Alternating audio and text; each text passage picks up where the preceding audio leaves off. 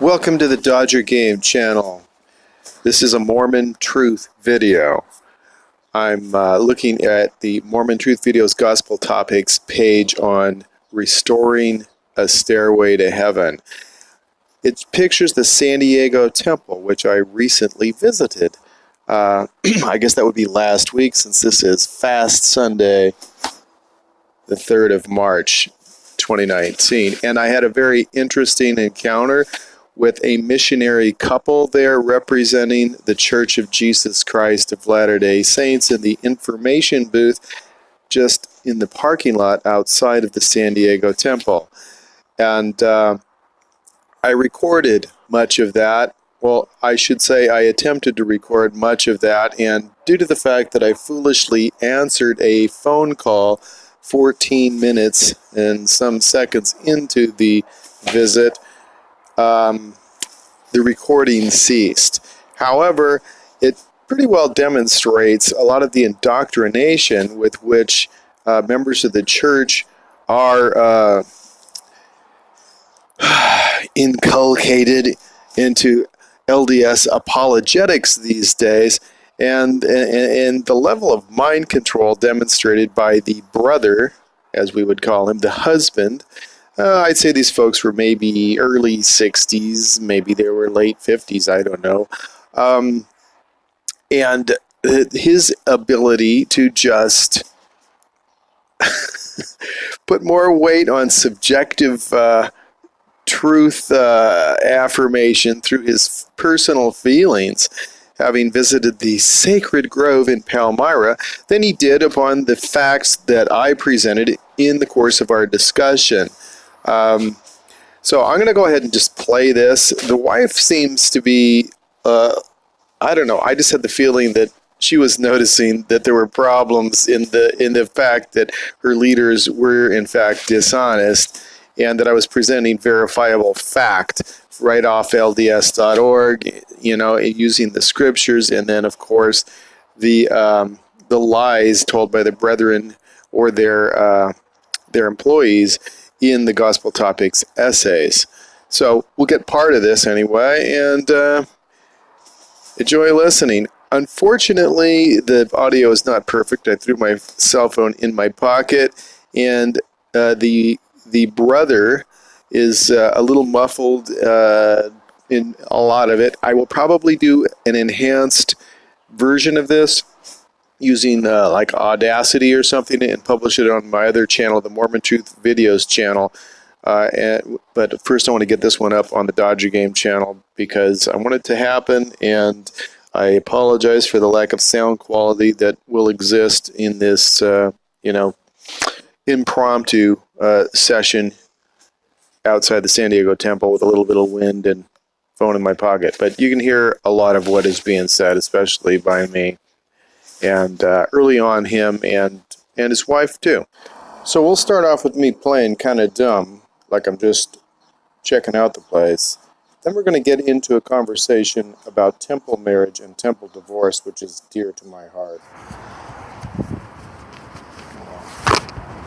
So have you been inside the temple before? Do they let you in? They let you in when it's first open. For the first 6 weeks, they have what's called an open house. And so they let people tour through at that time. First 6 weeks of every year, or what? No, the first 6 weeks before it's dedicated. Once it's dedicated, then they no longer let anybody go through that is not a member of the church. But Sister Taylor has pictures of the rooms inside the temple that we would be happy to show you. Oh, pictures, huh? Yeah. Is it fancy? Not too. Not too fancy? Yeah. Well, the pictures are not too fancy, but the rooms are. So this is what you see across the way when you're looking across the freeway. Oh, okay. And then, do you know the difference between the church and the temple? Church is an organization, and the temple is a building. Okay, well we also have chapels. Oh, you mean a chapel? So yeah, that's what I should have said. All right. So the chapel, we meet on Sundays, and the chapels are open to everyone. Oh, I see. And the temples are actually closed on Sunday. They're open during the week. And we do a lot of sacred ordinances in the temple. It's a very sacred place. What sacred ordinances do you do? We do new marriages. And we believe that if a couple is married in the temple, or sealed, as we call it, they will be married for time and eternity, even after death. They can be together forever. What if they get divorced? Does that divorce them for all eternity? Yes, that can happen. How does that happen? We frown upon divorce, but in some cases that's necessary. And they know. So if somebody gets divorced, it wipes out a sacred ordinance? No, someone has to cancel that ordinance. How do they cancel such an ordinance? The church hierarchy. The church hierarchy takes care of it? They would write a letter to the church saying that this needs to no longer be in effect, and then they would do that. So how does it affect like the family? I know that the church is all into the genealogy forever stuff, so that wipes out somebody's genealogical line forever in your belief system? Because we believe that a husband and wife are married and that their children are sealed to them. If a husband and wife get divorced, it does not cancel the sealing between the child and the parent. It doesn't? No. Even if they're divorced in the temple thing? Right? It doesn't. So which parent are they sealed to? If Usually the one who remains worthy. Oh, okay. In other words, keeps on like observing, paying their dues to the church and stuff? We pay tithing. So if somebody stopped paying tithing and their spouse divorced them with the letter to the hierarchy, then the other person, then the kids are sealed to the new couple? Can Is that be. what you're saying? Can be. Can be? Is that like an automatic thing? Don't they stay with the parent that continues with the church? Yes. As far as in eternity? Is that like in some kind of a rule book or what? How does that work? I think that technically the child stays with the mother, unless the mother is not. So if a wife divorces her husband and then divorces him in the temple, even though... Well, and the wife... For whatever reason, or does it have to be adultery? It has to be a pretty serious abuse, adultery. Adultery? What do your scriptures say? What do your scriptures say about that? About what? About what offenses would be worthy of a temple divorce? I'm not sure. Or of any divorce. What do your scriptures say? I'm not sure the scriptures say too much about the scriptures temple divorce. Do they say anything about divorce in general? Yes. What do they say? In the New Testament. What does it say? It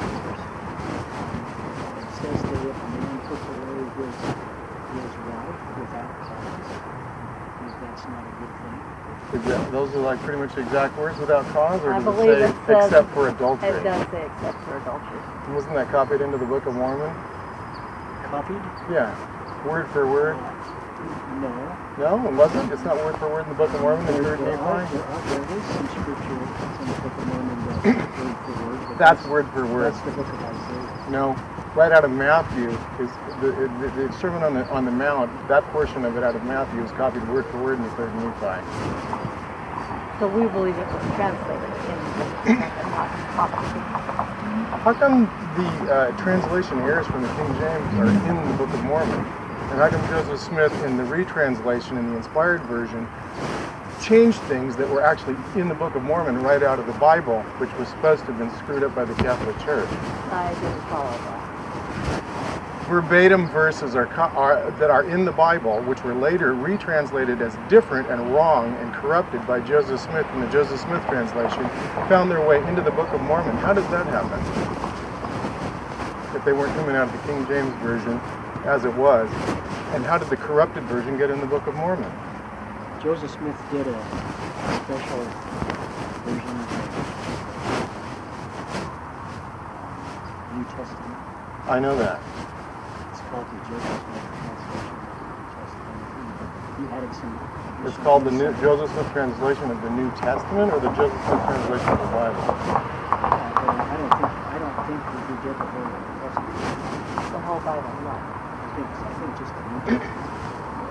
What I'm saying is there are passages that are found in the Book of Mormon that he decided were corrupt from the great and abominable church of the devil in the Bible that he changed in the Bible after he had translated the Book of Mormon. Specifically refers to the Catholic Church. Well, Brigham Young said it did, I think and Orson any- Pratt I said think it did. any church that is not the true Church of Jesus Christ is considered a They're part of the Church of the Devils. That's what it says in 1 Nephi chapter 14. we believe there's good in every church. And all churches have So the Book of Mormon says all these churches are part of the Church of the Devil. How can they be good? well, because they do teach people about Jesus Christ and his crucifixion and resurrection and his sacrifice, his grace, his mercy, his love for all mankind. Those are good things. And so the Church of the Devil is leading people to Christ? They might be preparing them for the restored gospel of Jesus Christ. Oh, is that right? So you seem to know a lot about the Church of Jesus Christ of Latter-day Saints. I do. Are you a member of the Church of Jesus Christ of Latter-day Saints? I'm a member. My wife divorced me without cause. And so, according to the Book of Mormon, she's in adultery right now. I had a nervous breakdown. She gave up and divorced me, and temple divorced me while I was in that state. So She can't temple divorce you. The church clergy has to cancel that. yeah, See, yeah, I realize what she did.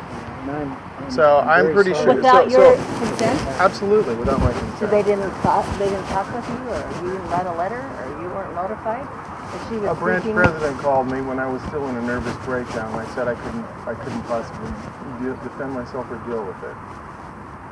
And so that violates what's in the Book of Mormon, which was copied straight out of Matthew. And yet a prophet of God supposedly says that she's justified. When I was guilty of none of those things, I just couldn't bring in the money when I broke down. How does a prophet do that? Maybe the same way he buys the more Hoffman Doesn't stuff. sound Huh? very fair. No, it wasn't very fair. We're very sad that happened. Yeah, it's very sad, and I'm not, of course, blaming you folks for it. So, do you still practice the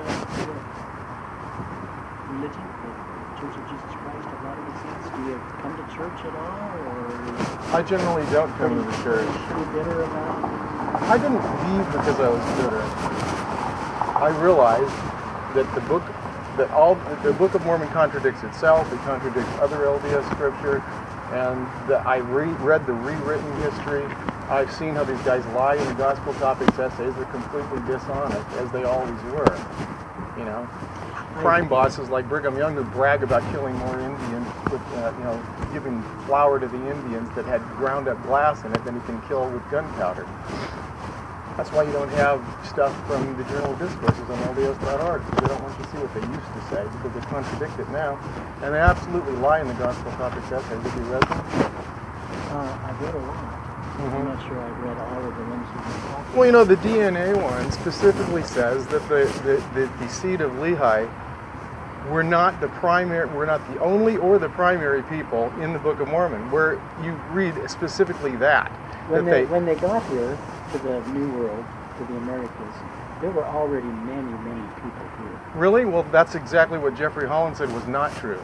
1976 in the Ensign, he had confirmed what was in the Book of Ether and said that the land, after the waters receded, that it became a promised land. That's supposed to wipe out all these people that came from Siberia. We know they came across that land bridge between the Bering Strait. Then why weren't they wiped out by Noah's imaginary flood?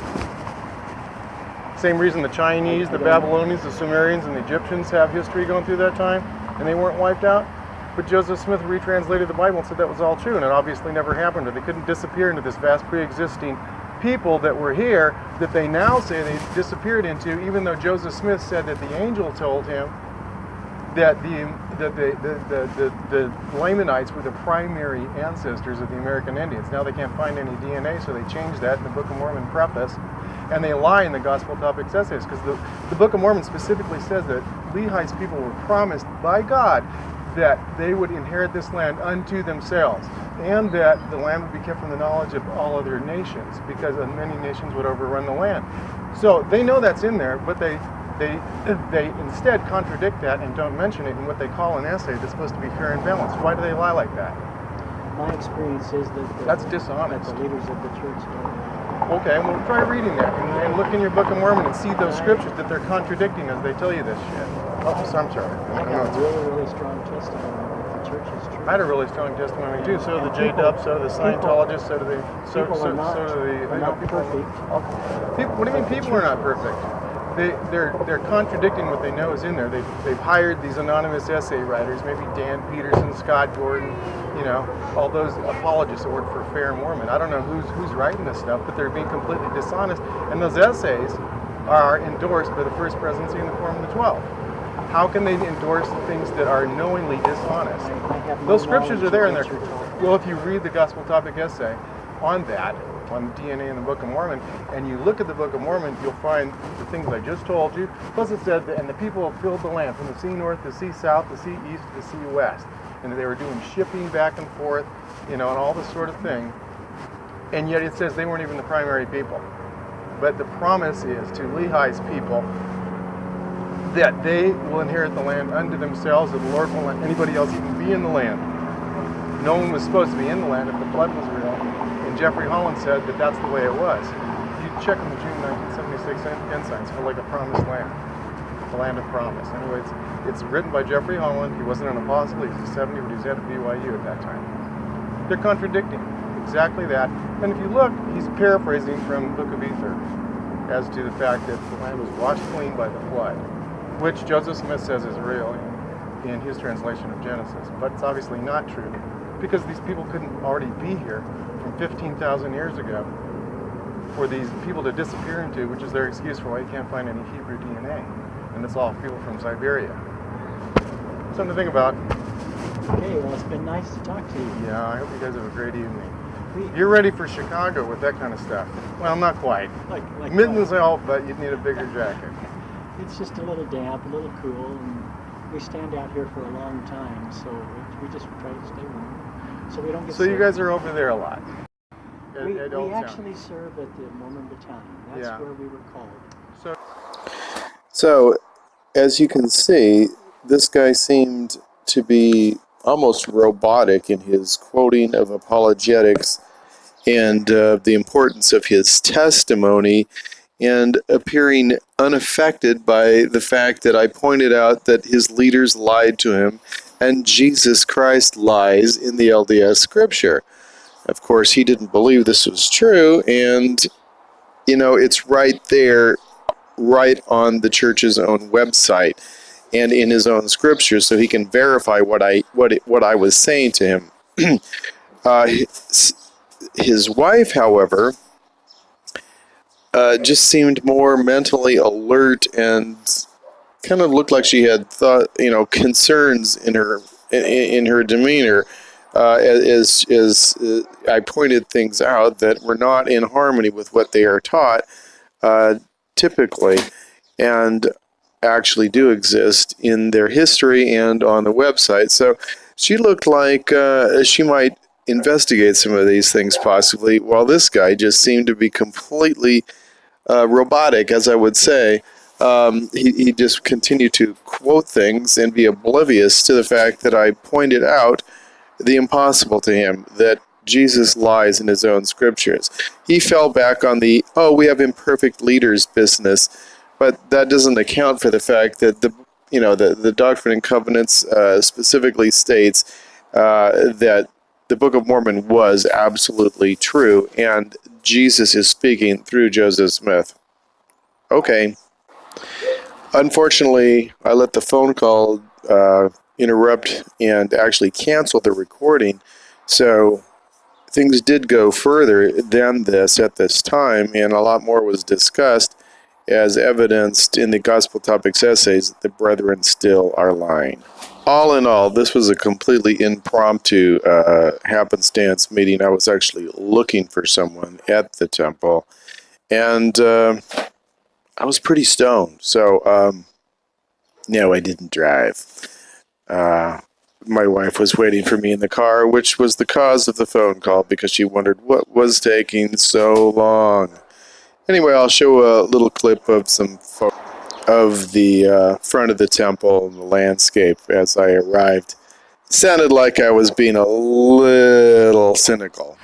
Well, here we are at the San Diego Temple, and pretty much the intersection of La Jolla and University Town Center, UTC. Or is it University Town City? Who knows?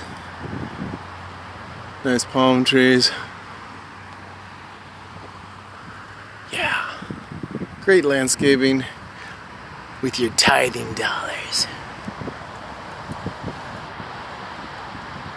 Only the best for Yahweh. And that was my recent adventure at the San Diego Temple. Dodger out. Remember to like, subscribe, share, and go to the new discussion group I'm creating as Mormon Truth videos on Facebook. Later.